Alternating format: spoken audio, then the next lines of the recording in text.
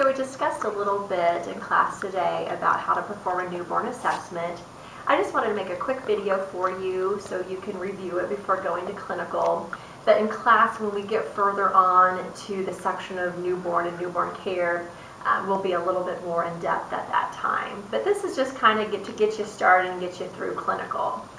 So like in class, we did a head-to-toe assessment on the newborn. I'll just kind of show that to you again now. Hopefully, Lisa will bring the babies into the nursery so you guys can ask lots of questions and Lisa can do lots of teaching with you when you're going through your assessment steps. So again, we'll start out with the head. I just kind of, again, rub my hand over their head, feeling for the soft spots, making sure that they are soft and flat. And if that's your finding, then that's how you would document the fontanelles, as being soft and flat. You're also going to assess for molding of the cranial bones. The cranial bones are held in place by little sutures, and those sutures allow for those bones to overlap so the baby can fit through the birth canal. So it's very common for there to be some overlapping of these cranial bones.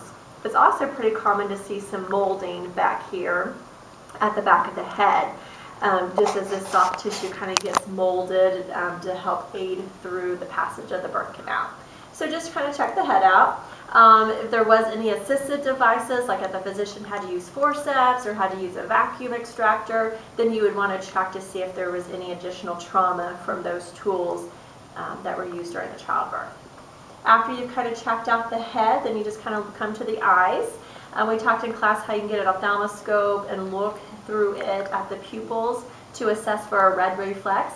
And the pupils do just that. They reflect back to you red, and that would be a perfectly normal finding. Also look at the sclera of the eyes. It's very common for them to kind of be like maybe a pearly bluish gray color, not necessarily china white. And we also talked about how if there had some bloodshotness to the eyes, that would be normal as well. What we don't want to see is any yellow discoloring that would indicate jaundice. We're also going to assess the nares, and as I said earlier, we want to kind of make sure that the baby's mouth is closed, and then we would occlude one side of the nair, and this side should kind of flare out, and that would let you know that the left side was patent. And then you will occlude the left side, and the right side should flare out, and then you know both nares are patent. While we're here, we'll assess for a rooting reflex, and how you do that is you just stroke either side of the baby's cheek, and they'll kind of turn towards your finger and try to, latch on and put it in its mouth. While I do that, I take my gloved finger and I will put it in the baby's mouth and assess for a sucking reflex. And babies should have a pretty strong aggressive suck. That's what you want to identify. And while my finger is in the baby's mouth, I'm going to palpate the roof of the mouth, or that hard palate, to assess for any clefts. Also, while the baby, if it's crying or when it has its mouth open, you want to assess for the tongue to make sure that the frenulum is still not intact or that the baby's not tongue-tied. You can also look inside the mouth. It's called Epstein pearls, and it's little white spots that are on the roof of the mouth. Sometimes that's mistaken for like a thrush, but it's not thrush. It's perfectly normal. It's just kind of some white dots on the top of the hard palate. So after we've assessed the face and the head, the ears, you'll have a hearing screen performed at some point in time before the baby's discharged from the hospital. And you can also assess this is part of the Ballard assessment, as we assess for the thickness of the ears.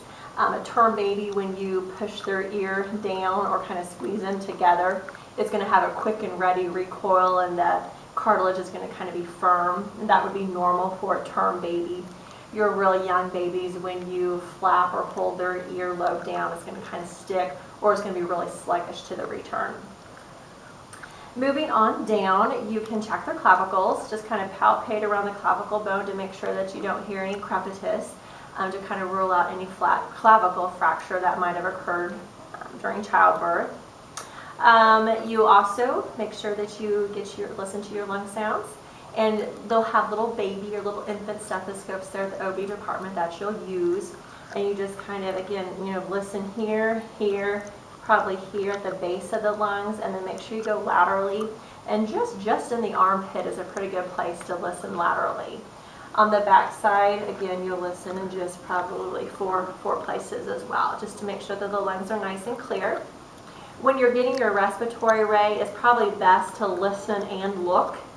Newborns typically have an irregular respiratory pattern, so you have to listen for a full minute to get your respiratory rate.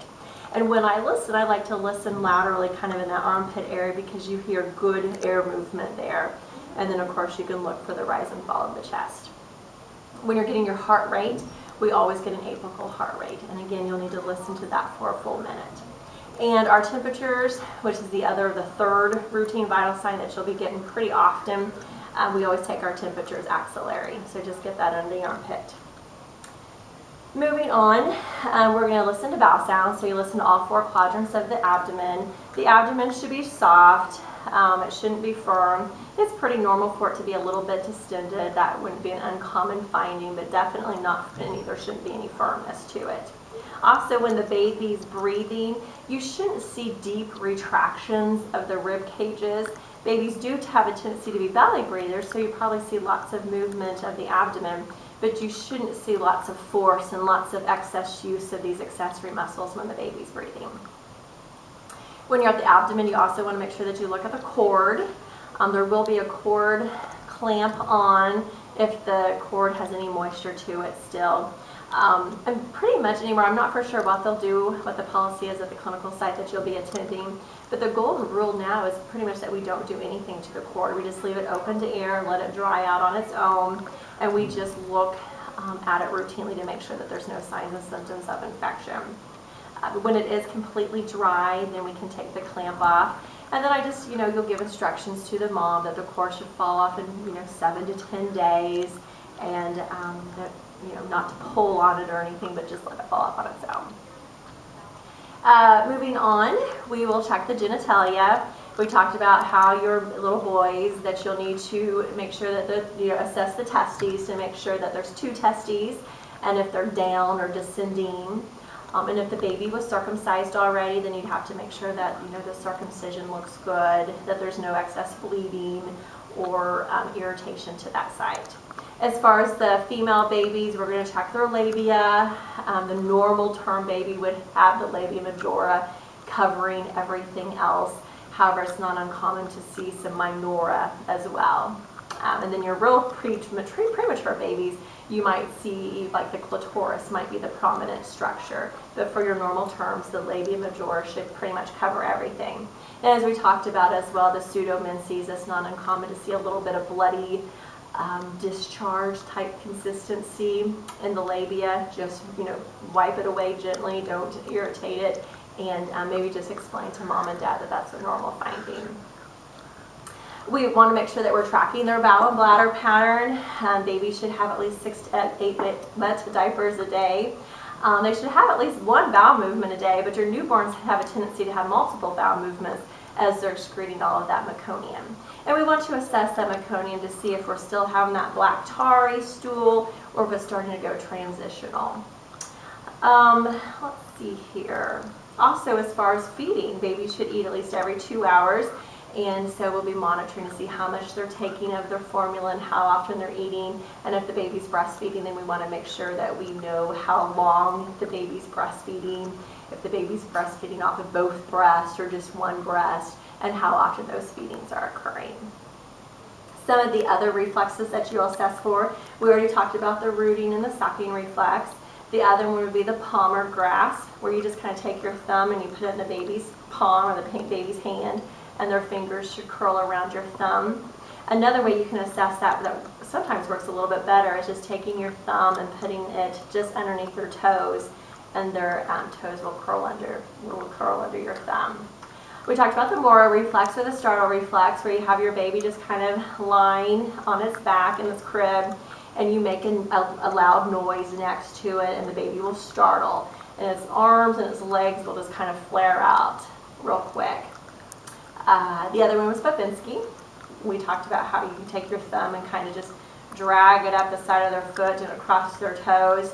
And the big toe oftentimes will curl down, but the other 4 should flare out. And that would be a normal Babinski for a newborn.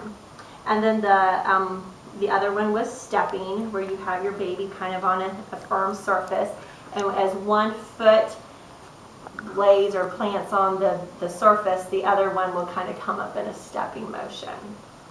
And then the last one was the tonic neck, where you have the baby on the surface, and this is pretty much their go-to position whenever time they're laying on their back.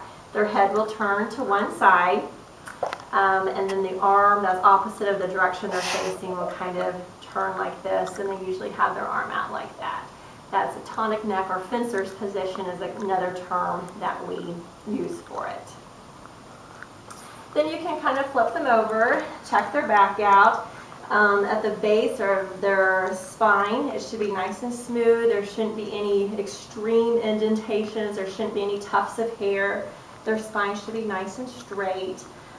You can also assess to make sure that their hips are formed correctly by looking at their gluteal folds, and the gluteal folds should be even. Another way that you can assess the hips is by bringing their feet up, or bending their knees, bringing their feet up, and their knees should be at level height. And then you can kind of gently just kind of work their legs into their hip sockets, and it should be nice and smooth. There shouldn't be any clicking, just a kind of a smooth range of motion. And that's pretty much your newborn assessment. Again, make sure you go through your textbook and kind of read the chapter on newborn care. You can YouTube various videos to get a little bit further in-depth assessment on real babies. And then, of course, make sure you just have lots of questions that you take to clinical for Lisa, for her to go over and explain to you. So good luck.